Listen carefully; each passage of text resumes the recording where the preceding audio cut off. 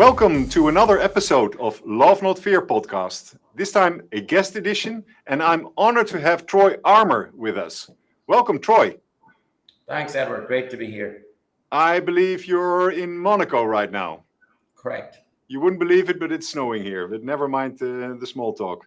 Troy, we've met a couple of times, and your accent gives it away. You are an Irishman. Yes. But that's, yeah. I grew up in the northwest of Ireland, in the most extreme part of Europe. You can't go much further up. We used to joke to the kids, we still do. If you go swimming off there, the next thing you'll meet is the Statue of Liberty. Okay, nice. But besides being Irish, there's this one thing that really is remarkable, and everybody who has met you in person will have noticed that there's one topic in your life that when you start talk about that, your whole physique changes, something happens within you, and that's why I asked you to be my first guest in the Love Not Fear podcast. So let's touch upon that topic. I can kick it off, or would you like to kick it off, Troy? You kick it off because you've seen something that maybe that'll be an eye-opener for me too. I obviously know this exists, but I'd love to hear what it was that prompted you to reach out to me because of what you saw. Yeah.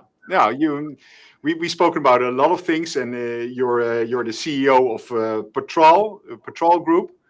Yeah, we will speak about it a little bit later. But you have a large ambition, and in order to paint a picture, you said, I have this ambition for a movement, and I wanted to be as big as the Formula One. And that immediately painted a picture in my head.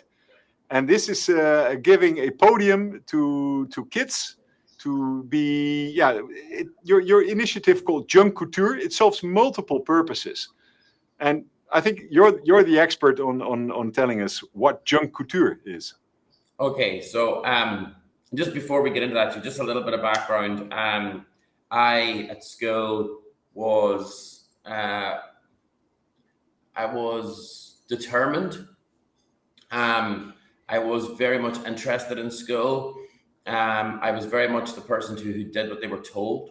So I was very much that kid. If my parents said, "Don't do this, don't do that," I didn't use bad language because my parents didn't allow us to do that. Or my brothers and sisters, didn't matter.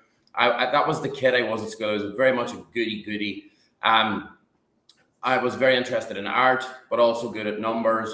But the thing that I remember most that I've carried with me was I was terrible at sport.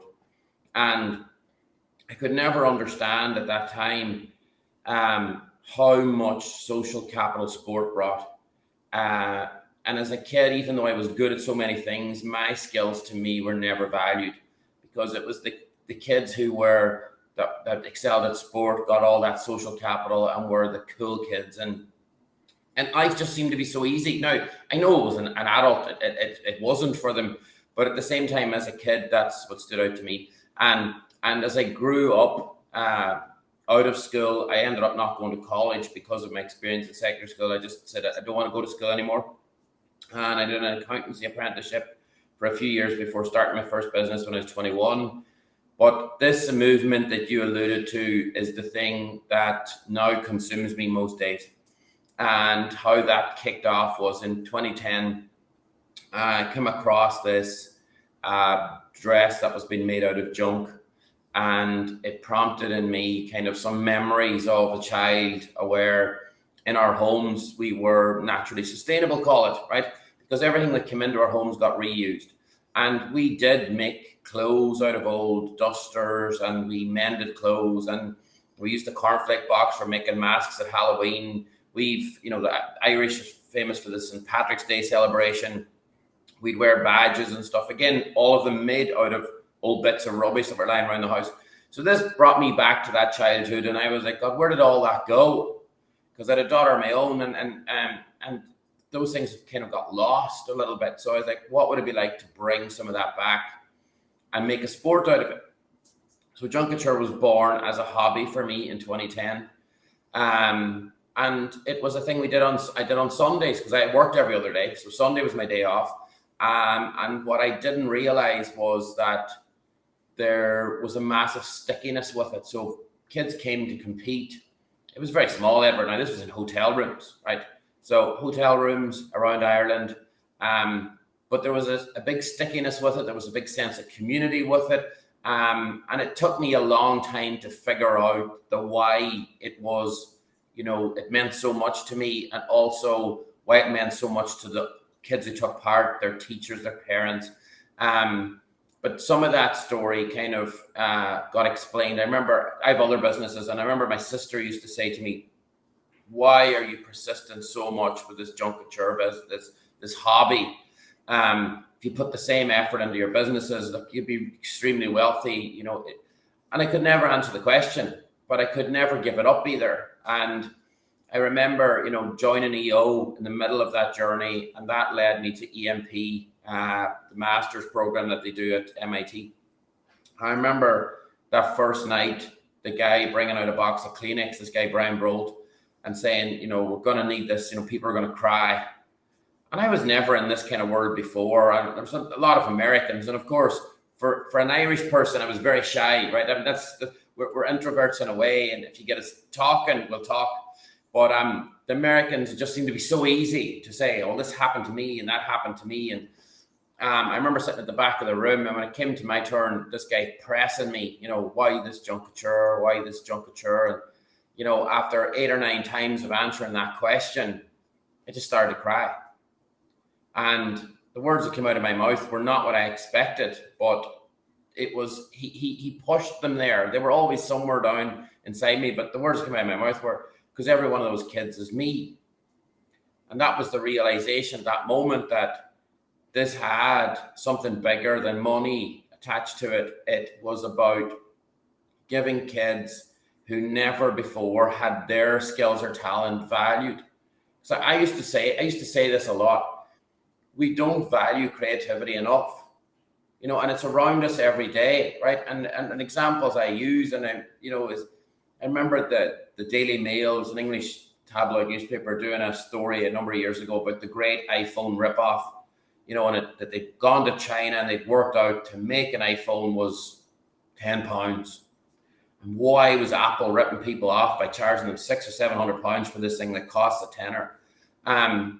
And the thing that they missed in all that was that at the time when iPhone came out, Nokia and Motorola dominated the market, and they had tried all kinds of ways to put bigger screens on phones and cameras on them. And they failed. And the big thing that Apple solved wasn't the technology part of it, was the idea that you could create a device that used your finger, that a 2-year-old could use and a 70-year-old could use. And that was the creative piece and all that. And Johnny Ive was the head of that, led that at Apple. And that was the value, the real value that was created. And you've seen it. Kids can pick up an iPhone without an instruction manual and use it. And that was the value that the Daily Mail hadn't counted on. And that was the bit that most people turn around, because the way most people see that creativity is after it's done. So you hear the song after it's created. You see the painting after it's done, after it's painted. You hear the story or read the book after it's created. And then it's easy to go, somebody just put words on a page. But if you roll back to the turmoil, because that's what it is, it comes out of the turmoil of the person sitting there going, well, where does the story go? How am I going to get my emotions into the song? How, what is this painting going to say about me or to other people? That's where the value was created. And for me, that piece was never valued at school. I was a creative person, and I was constantly told, you need to leave the art behind. There's no money in it. And I ended up doing accountancy out of that. No. Sorry, that answer went on a little bit longer than I thought it would. It was a bit long, but I'm kind of curious what really happened when that trigger moment. What was the insight you got at MIT? Said answering the same question a couple of times, something in you realized something. What was it? What did you started doing, or what did you look into a different perspective? There was a couple of things that came out of that week that I spent there. So that was one realization that I had a bigger connection to this than anything else that I was doing. The other thing that came out of it too was that I was capable. So before that, all my businesses were national. So they were inside Ireland. They dealt inside Ireland. I never saw any potential in me to go beyond that. And one of the reasons I actually went to that EMP program was that I realized to grow Junk Kouture beyond the borders of Ireland, that I had to invest in me. That was the big reason why I went. I sat down and went, okay, there's a lot of things working here, but there's a lot of things that are not. The reason that they're not is they're all centered around one problem, and that problem is me. And unless I can change my mindset, and so what I come to learn from that is that with different words for it. Limiting beliefs is one that you hear a lot. The love, not fear that we're talking, the fear, right, is another one. I mean, you're a product of your culture. And, I never really understood culture when I was younger. I thought culture was the music and the dance and the food of some nation or whatever, but it's not. It's the little bits that shape you from when you're born. The little tiny things, the words that are said, the storytelling that you hear, the way that you see other people behave. I used this as an example with my team to explain culture one day, right? I said, okay, how much should we charge for one of our team to work on something for one of our clients in a day? And the answers come back range from 200 to 500 euro. And I said, okay, now I didn't tell you that the client is based in the center of New York. And if you sent them a quote for 200 euros for the day's work, they would go, what do you mean? That's impossible, because they're more used to $10,000, but we're a product of our culture, of the environment we're in. One of the things that EMP did was to help me see that I needed to lift myself out of that, to bring something to a global audience.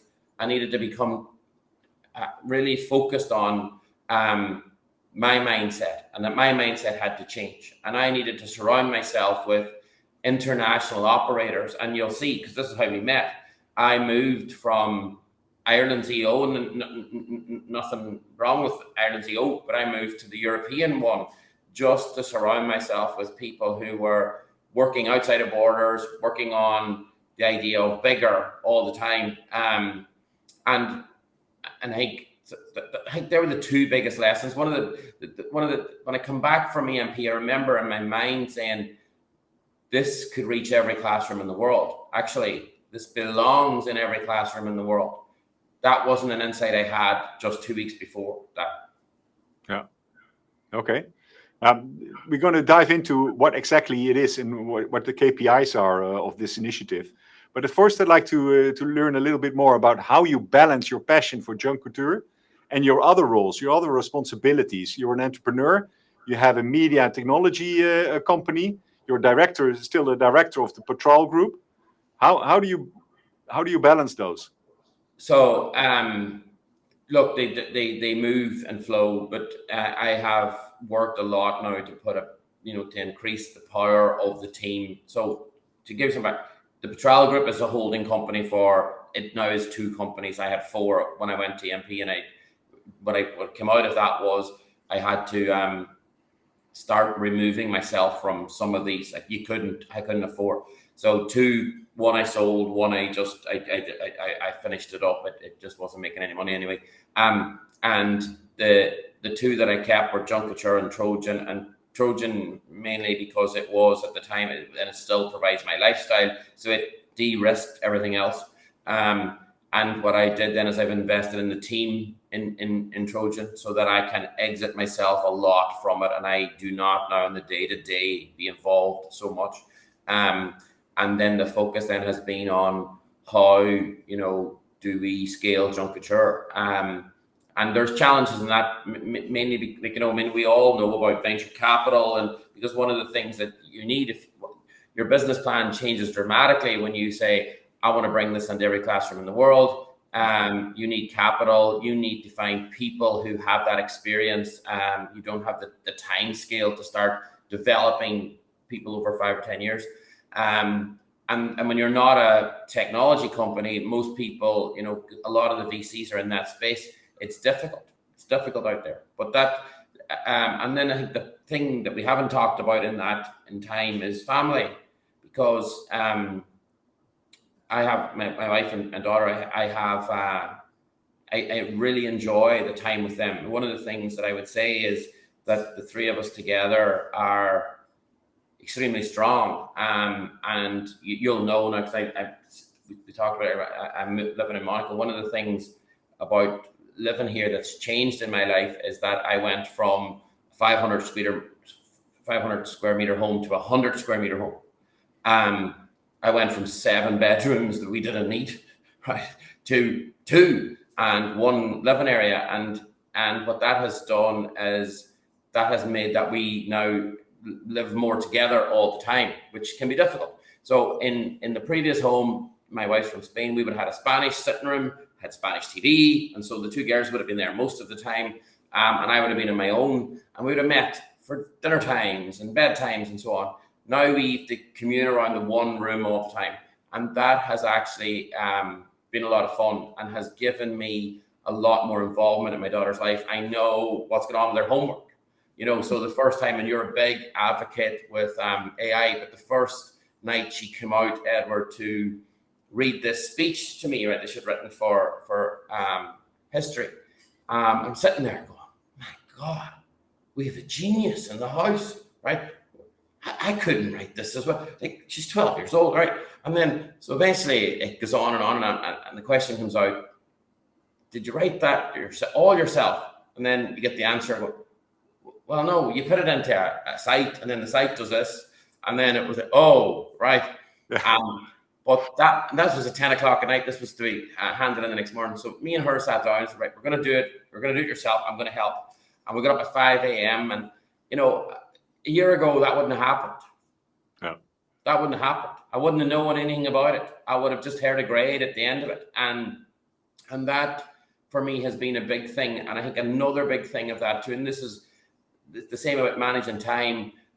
We designed our life to be here. So we were somewhere else last year. We were in the UAE, and when that didn't work out, we sat down and we said, right, what are the things that are important to us? What are the things we want in life? And I remember saying to my wife, I want to be +1 of the office. And the reason for that is because I experienced that before for a short period of time, was that, when we get up in the morning for school, that's roughly 7:30 a.m. Ireland doesn't wake up until 10 o'clock our time. No. So me and my wife have those mornings where there is no phone calls. There's nobody banging on the door. We go for coffee, we have a chat. And that's very important. And I think that was one of the things that we designed to allow to have that time. I'm incredibly grateful for that time in the morning. That extra hour is brilliant. Yeah, from personal, I do the same thing. I'm an early riser, and I love this mysterious 2 hours. It feels like you're stealing them from the world, because the world isn't operating yet. So yeah, I can really relate there. So besides changing your physical environment with all the benefits you just mentioned, what else was set in motion by allowing yourself to really give this the attention you wanted to give? Do people see you in a different way right now? Yeah, but that's a challenge for myself personally too, because people have said this to me: don't let your identity become the CEO of Junk Kouture. But I don't know how to unravel both of those things, because I'm conscious now when I sit down and meet somebody at the start, I don't bring it up immediately, because before I would have been straight into, this is what I do. And I will sometimes just pass it away as, oh, I run an entertainment media business or whatever, right? That's what I pass away. But I will say this: it has created, since I did the EMP program, it has created challenges that I believe the other businesses would not have created. And those challenges have pushed me outside of my comfort zone, which, you're an entrepreneur yourself, you'll know that that's the place where you really grow, right? but it's the most difficult place sometimes to go. And so one of the examples of that is Junk Kouture is 13 years old now. For the first 11 years of that, I did not do any interviews. I didn't speak in public. I didn't talk to a newspaper, radio, TV. I didn't do anything like this, right? And then so I hired people to do that. And then I would sit and listen to some of the things they say, and I go, but that's not right. And I was like, the only way to solve that is if I do it. But I could never. I did classes on how to speak in public, you know, terrible, awful, couldn't. The minute I stood up to speak, I was like, I cannot speak. And EO did this exercise with me a number of years ago. This one I remember distinctly, and it was about what happens when you go to sleep at night. And so the exercise was, okay, picture yourself at midnight, you're at home, everybody's asleep, the lights are out, you don't want to go to bed because you're not going to sleep. What are the 4 or 5 things keeping you awake tonight? And I did this with my EO forum, and it's funny, everybody had 5 different things, right? The thing that bothers you doesn't bother me. The thing that bothers me doesn't bother you. But I wrote down my 5 and on a little card, and I put it in my wallet and didn't think any more about it. And a couple of weeks later, I was cleaning out my wallet and I found this card. And I remember honing in on number 3, which was I had no self-worth. And I went, why is that? I needed to do something about it was the thing I said in my mind, but I didn't know what. But that led me on a 2-week journey to find someone to speak to about it. And that changed my life, because in 2 hours, that person identified in me something that I was telling myself that wasn't true. And I was keeping that from when I was a teenager, those days of being rejected on the football team. It was in the back of my mind that I was not good enough to do those things. And I remember the next day waking up and ringing the PR company and saying, I want to do an interview. And that was the first time I ever spoke in public about that. And what I learned from that interview was my biggest weakness was my biggest strength. Yeah. That was it. And once I started to tell people about some of those things, I remember I did the 3rd interview I did was on radio, and I got 70 phone calls and messages from people I didn't even know, men mostly, saying, I was that kid too. I don't have the courage to tell anybody. You know, one guy was calling me and he was in tears. He said, God, the courage you have is unreal.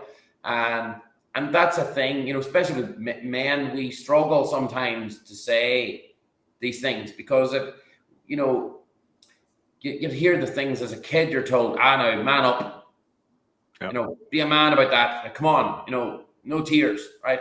Harden up a bit. You know, we said in Ireland, we say harden up a bit. Or this is the hairs in your chest. You know, that's the way that it's this whole thing about a manly thing. So we bury a lot of these things that we think that aren't that.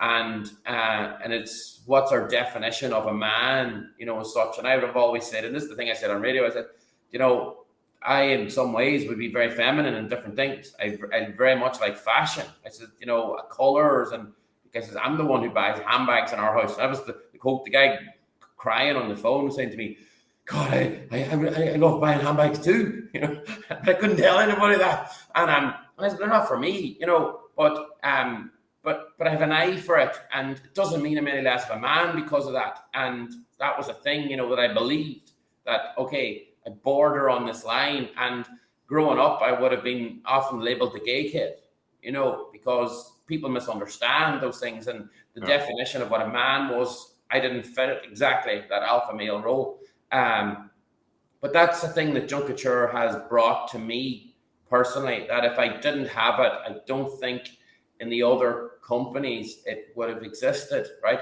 But I'll say this too, I think Junk Kouture had to exist in some way, because inside it's like a tiger's caged, you know, and eventually will find its way out if you're going to be your true self. But it is this fear holds us back in so many ways, you know, fear of failure, fear of being seen for who you really are, fear of your dark side being revealed, and then going, okay, people are going to see who I really am. I'm not the CEO. I'm not capable. I'm that weird kid that didn't fit when I was a teenager. Nobody wanted to hang out with him, so they're not going to want to hang out with me anymore once they find out that the trophies that I've put around me now from entrepreneurship, or the stories that I now tell, that they're not really that great when you peel them back. But actually, that's true about all of us. So let's talk a little bit about the process, because Junk Kouture challenges young people to create wearable designs from junk material. Correct. What are the benefits and the challenges of this process? So there's so many, right? So that's the baseline. The baseline is you have to create a wearable fashion item with high-end art, couture fashion from everyday trash. And so the best way to tell you about the challenge is to tell you about some of the stories of the kids. So I remember, like, I tell this one a lot, Katie, because Katie now works for me, but Katie was the girl who decided in 2012 to make a dress from orange peel, which of course continuously rotted. I think there was 4 versions of that dress made that rotted until Katie decided there had to be another way. And, you know, and the thing that's great about kids is an adult will say, you need to cop yourself on. That's not going to work. You know, go find something else. Instead, Katie got a real interest in the science of food, which she never had before. She started studying about foods, preservatives. She got very much into the way that, you know, we would have made leathers years ago, but figured out a methodology to make leather out of these oranges. And that's the resiliency, but it's also that mindset that young people have. And it's great to be around that of, you know, we don't have the same blinkers that adults have. And so out of that, Katie then got such an interest in food that she went on to become a doctor, a dietetics doctor. And I met her at a dinner we were at where she was telling the story of how we'd met. And she told it so well, Edward, right, that I turned around and said, you're getting into the wrong job. It's a doctor.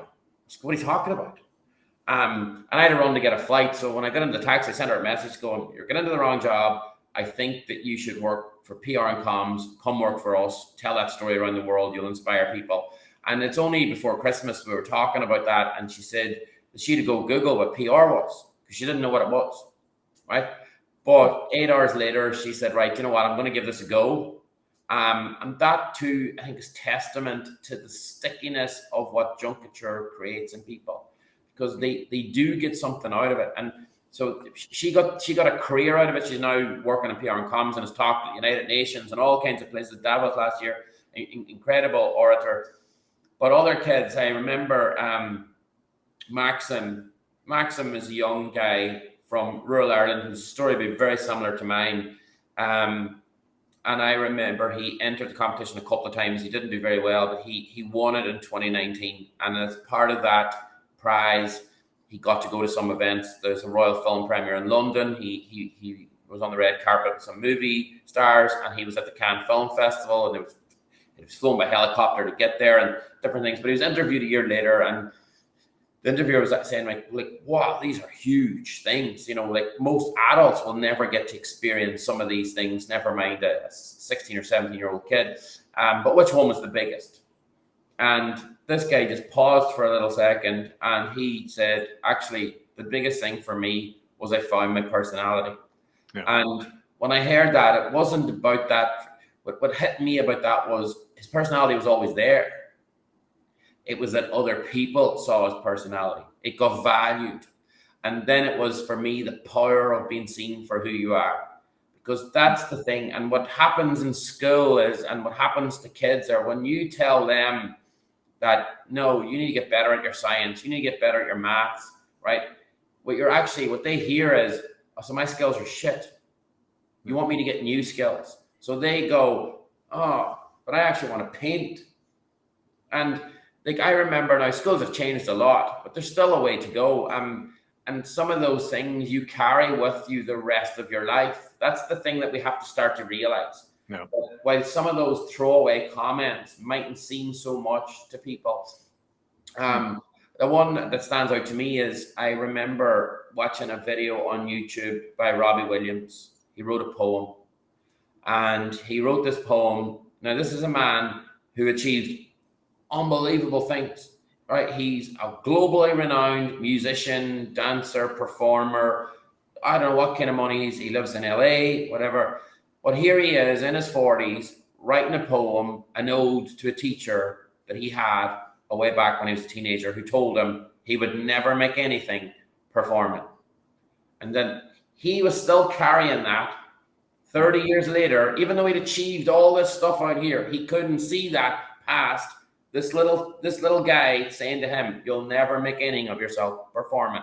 And it kind of goes, "Hi, sir, remember me?" And the Bobby said, "Would never be." Like, you know, I've done all the things, but how to get back at this guy? How to close this off in some way?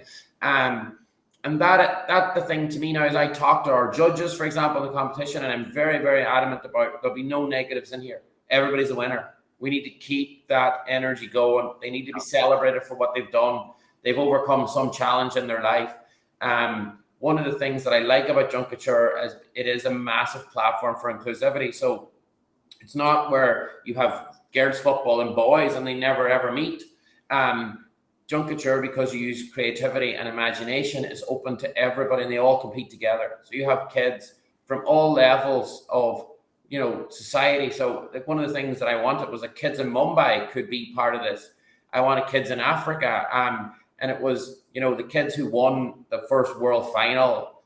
They're two guys who came from Nigeria into Holland and into Ireland, right? And they've, you know, and if you went back through their journey of out of Nigeria, and like so many young people have had to immigrate from Africa. But what an achievement! What a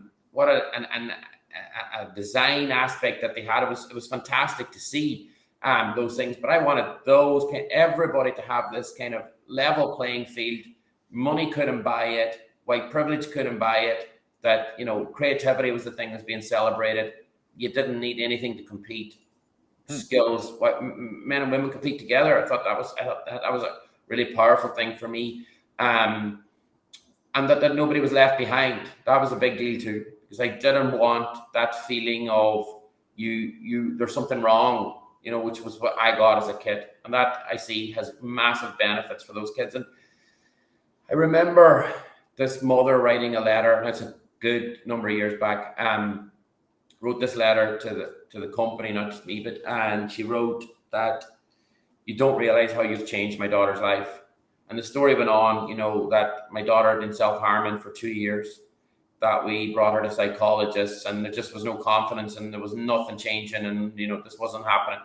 But she entered Junk Kouture, and through that process, her dress made to the first semi-final, and she didn't have the confidence to wear it. So the night before, I asked her sister, "Look, would you wear that for me? Because I can't."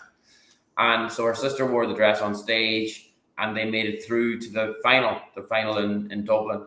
And the mother continues, you know, and the night before that show, she came and said, "Actually, do you think my sister would mind if I now wore it myself on that stage?"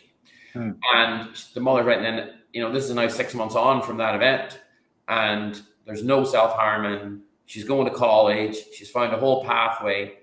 And then when I remember telling this story to a new hire that we had, right? And that new hire said to me, "And have you ever tracked that girl down to see what happened? Where did she go? What did she do?" And I said, "God, I haven't actually." I said, "You know what? I'm going to find her on Facebook today." So that night, sat down, found her on Facebook, sent her a message and said, "Look, I'm just wondering how you're getting on. You know, remember you from back in the day," and so on. And it took an hour or two, but that night she wrote me a lovely message to say, "I can't believe you remembered." But she said, "Today is significant for me because I got a first-class honours degree out of Cambridge. And I owe that to what happened in 2016. And they're the things, like there's so many stories out there. There's 100,000 kids who've gone through this. I don't have all of them, but I know in some way, because every one of them I meet, I get some of the background of what they were going through, how this helped channel energy a different way, how this got them to be seen in ways that they wanted to be and that they weren't before. So I do know the value that it creates. Yeah, and probably it's paying forward through these people, right? Yes, Very Yeah. much so. Very much so. So then I'm hoping, well, I can see it, and I see it in Katie. They bring it forward into their lives and with other people that they meet. Yeah. So another thing we haven't spoken about, but Junk Kouture uses waste material. There's a huge message in that as well, in our perspective of how we view our positioning regarding to waste. What is waste?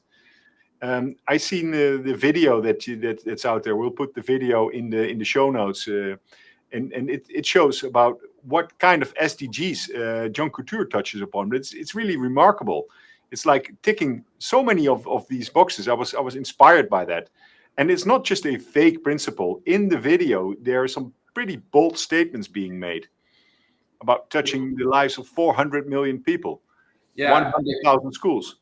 we have a massive ambition, I have to say, and I'm lucky that I have found and helped, a team that have joined up to let's push this on, and where it can go to. But yeah, at the heart of it, the SDGs didn't exist whenever this started out.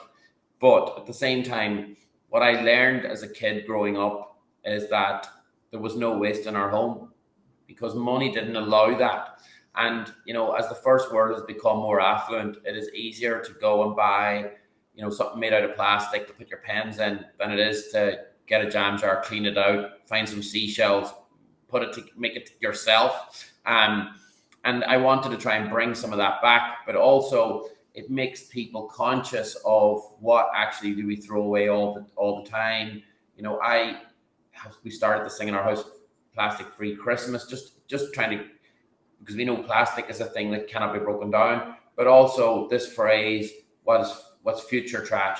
So sometimes we go to buy things because it's the latest gadget, it's the latest, it's this, we need it.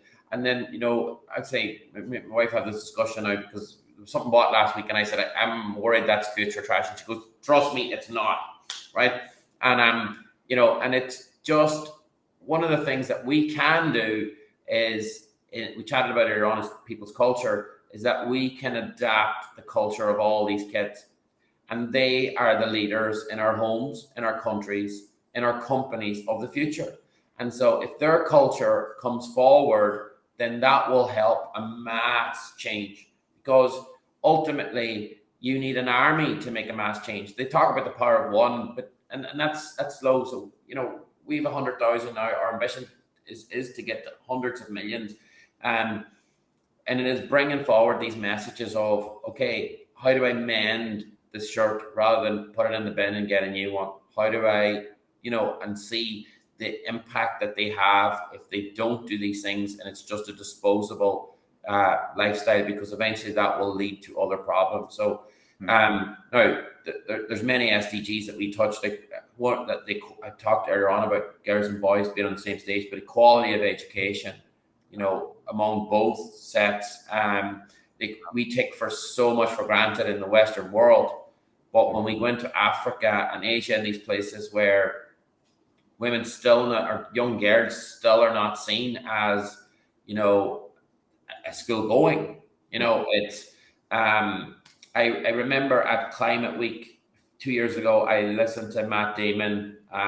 We were at the same event, and he was talking about something that moved him, because he's at an organization I call water.org, but he spent some time in Africa. And the thing that he noticed most was that these young girls were getting up in the morning and they had a 2-hour hike with, a bucket on their head to collect the water to bring back. And so school was not on the agenda at all. This was their thing. This was their contribution to the village, to the family, to whatever.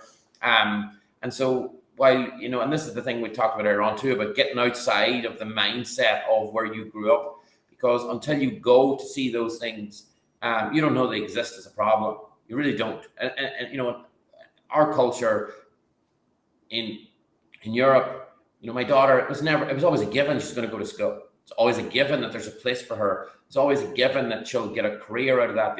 There's pathways. We've done so much, but we're only a small part of the world. And then the rest of the world has a lot of way to catch up. So I think one of the things that Junk Kouture has managed to do in some of these places is give these young creative people this platform that will help with the equality of education. That's another SDG that's out there. And then, I mean, the sustainability, the fast fashion, all those things tie into that as well. Getting people to see it's not so much about the fast fashion. It's about what am I wearing? What are the impacts it has on other people? What impact does it have on the planet? Do I need to buy something to wear once?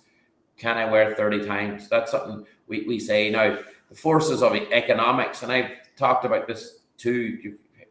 The forces of economics is one of the big issues involved there, because capital rewards consumption.